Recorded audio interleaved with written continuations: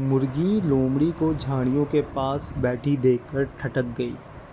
वो मोहतात कदमों से ये देखने के लिए आगे बढ़ी कि लोमड़ी यहाँ क्या कर रही है।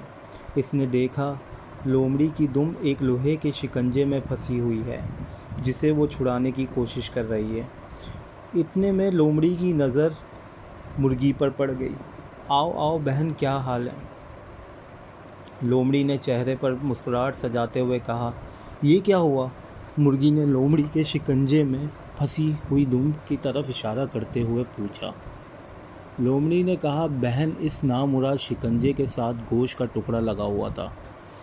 मैंने इसे खाना चाहा तो एक ज़ोर की आवाज़ आई और मेरी दुम इसमें फंस गई।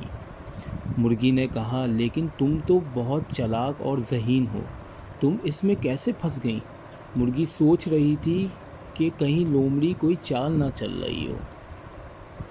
लोमड़ी बोली, बहन, लालच बुरी बला है। गोश्त का टुकड़ा देखकर मेरा दिल ललचा गया। अगर तुम मेरी मदद करो तो मैं शिकंजे से आज़ाद हो सकती हूँ। मुर्गी ने कहा, अभी 2 दिन पहले तुमने मेरे नन्हे मुन्ने बच्चे को फाड़ खाया था, फिर भी मुझसे मदद की तवक्का रखती हो। लोमड़ी ने कहा, बहन, मुझसे गलती हो गई, मैं तुमसे माफ़ी मांगती हूँ। देखो, मेरा तुम पर एहसान भी तो है। कैसा एहसान? मुर्गी ने हैरत से कहा। देखो, मेरी वजह से तुम और तुम्हारे बच्चे महफूज हैं। मैं तुम्हारी हमसाई ना होती तो लोग तुम्हें और तुम्हारे बच्चे को पकड़कर ले गए होते। लोमड़ी की बात सुनकर मुर्गी सोच में पड़ गई कि लोमड़ी की मदद करे ना करे। मुर्गी को सोच में डूबा देखकर लोमड़ी चालाकी से बोली, बहन, क्या सोच रही हो? देर ना करो वरना शिकारी आ जाएगा। मेरी जान तो जाएगी, मेरे साथ तुम और तुम्हारे बच्चे भी ना बच सकेंगे। मुर्गी लोमड़ी की चाल में आ गई। वो इसके पास चली आई और गौर से इसकी फंसी दुम को देखने लगी। इसने लोहे के शिकंजे का अपनी चोट से ठोंगे मारी, पंजे से कुरेदा, फिर बोली, ये तो बहुत मजबूत है, मैं इसे नहीं खोल सकती। लोमड़ी सर घुमाकर बोली, लो, मैं भी अपने पंजे से ज़ोर लगाती हूँ।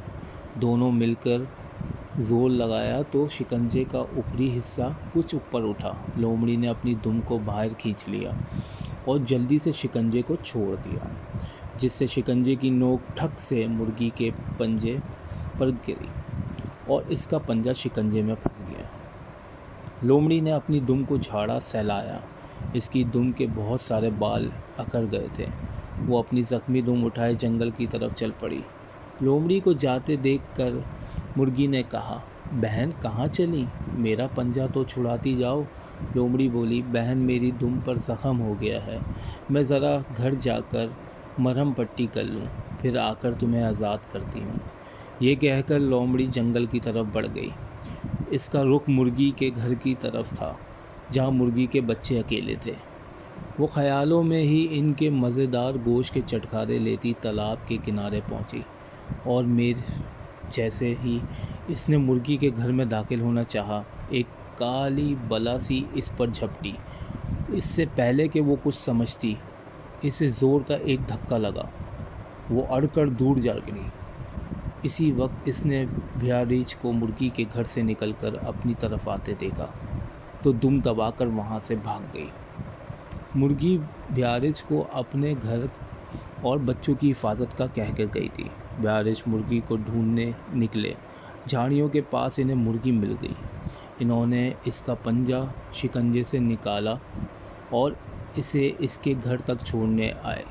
लोमड़ी रीछ के डर से ये जंगल ही छोड़ गई और किसी दूसरी जगह जा बसी।